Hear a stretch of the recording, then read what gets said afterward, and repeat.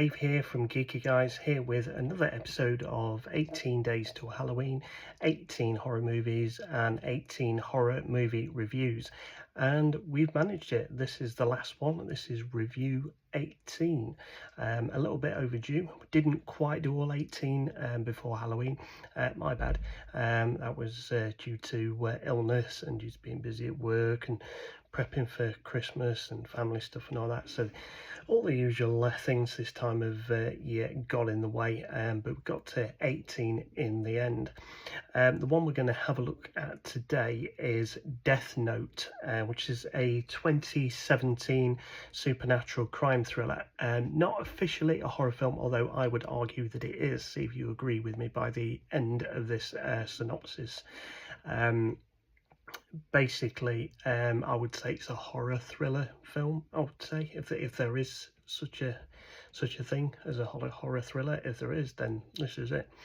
But basically, it's directed by Adam Wingard, who we know from the Godzilla films, and very famously supposed to be directing a Thundercats live action film in the near future. We'll see if that happens or not. We've not heard anything for a little while. I personally think that they're waiting to see how the He-Man Masters of the Universe one gets on first before they go ahead with it.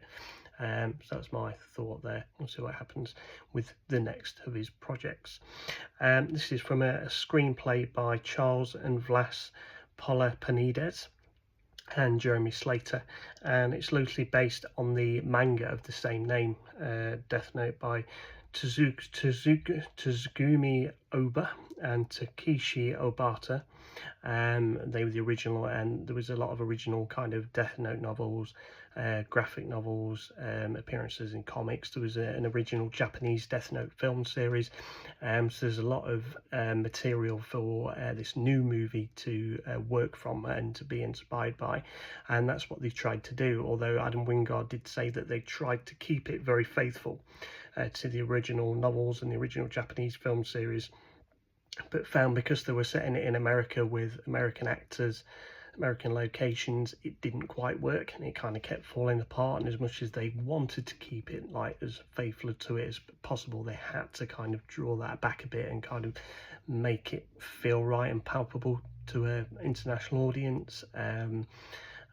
So they kind of tried to do like an Americanized manga, which sometimes works, sometimes doesn't. There's been some big misses over the years where it's not quite worked.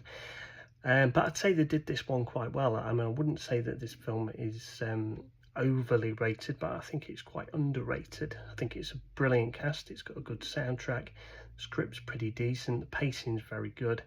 The chills are in there. The fun deaths are in there. The shocking stuff's in there, you know, and the kind of bright, kind of crazy kind of manga stuff's in there as well.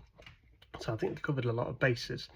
It basically follows an American high school student called Light Turner, which is he's played by Nat Wolff, who's very good in the film, very good performance, and he finds an old ancient Japanese book, and what he finds out about it is that it's connected to a demon called Ryuk, Ryuk, I think it is actually, who kind of starts to try and entice him to use it. And the idea of the book is that you write stuff that you want to happen in it, so kind of like writing stuff out to the universe and asking for it to happen. But in this book, it actually happens. Whatever you want to happen happens, and so obviously you can imagine the consequences when you so very suddenly got that power where whatever you want to happen, whatever wrong you want to right, you can do it straight away, whether it's right or wrong. You've got a pen, you've got the book, you can do it. And the demon who's the Ryuk, who's connected to it, is going to take glee and power from you doing that. So it's a win-win for everybody, it seems. Also stars Lakeith Stansfield, Margaret Qualley, who's very, very good. One of her early-ish movie roles. I think she's excellent in it. She's very good, and she's been in a lot of movies and TV series since. I think even though this film wasn't like overly rated, overly celebrated. It certainly did all right for her career. I'd absolutely say that. And it's got Jason Liles, and it's got Willem Dafoe as the demon, as the Ryuk. But as we'll talk about later, they actually bought one of the original Japanese actors who was in the original Japanese film series to voice him for the Japanese dub version of the movie. So that was quite cool that they did that.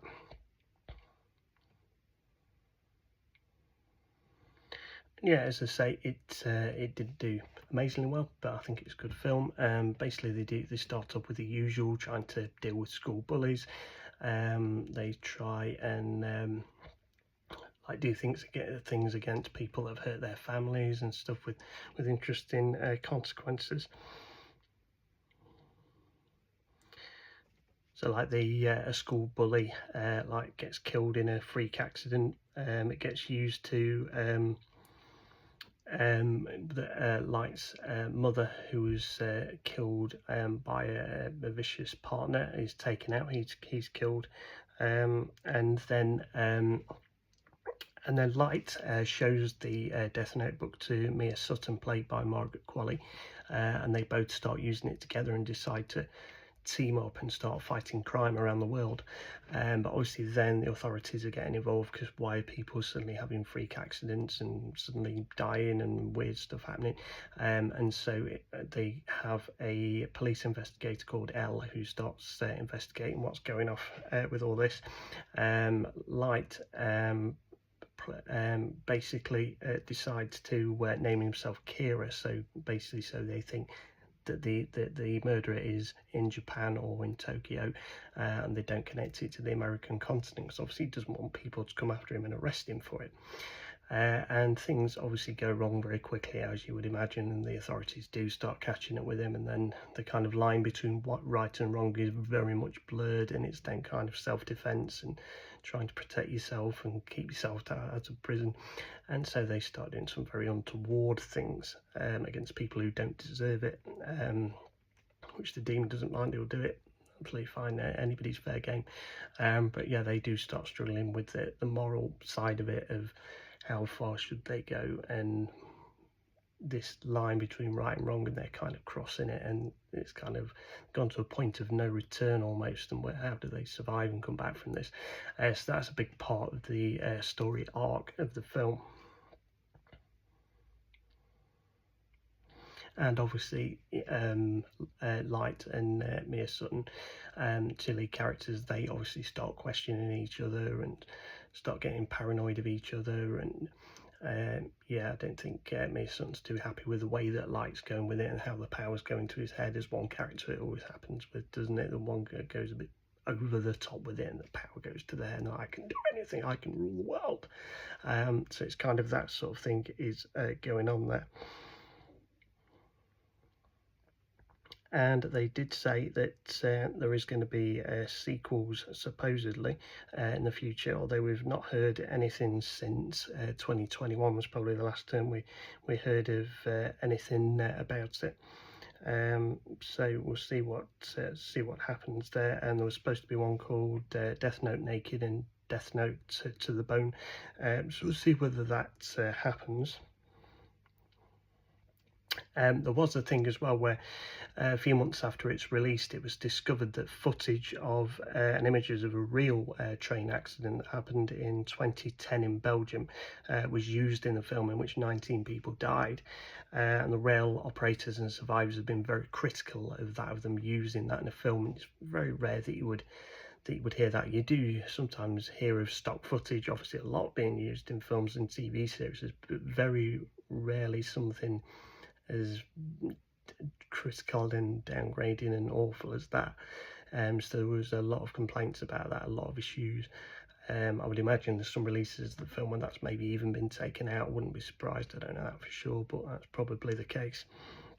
But yeah, they felt it's very disrespectful to the victims, so yeah, I can't imagine many other films or TV series is following suit with that, because it did cause them a lot of bother, a lot of issues by doing that. And as I say, they did have the original Ryuk, who was, let's have a look.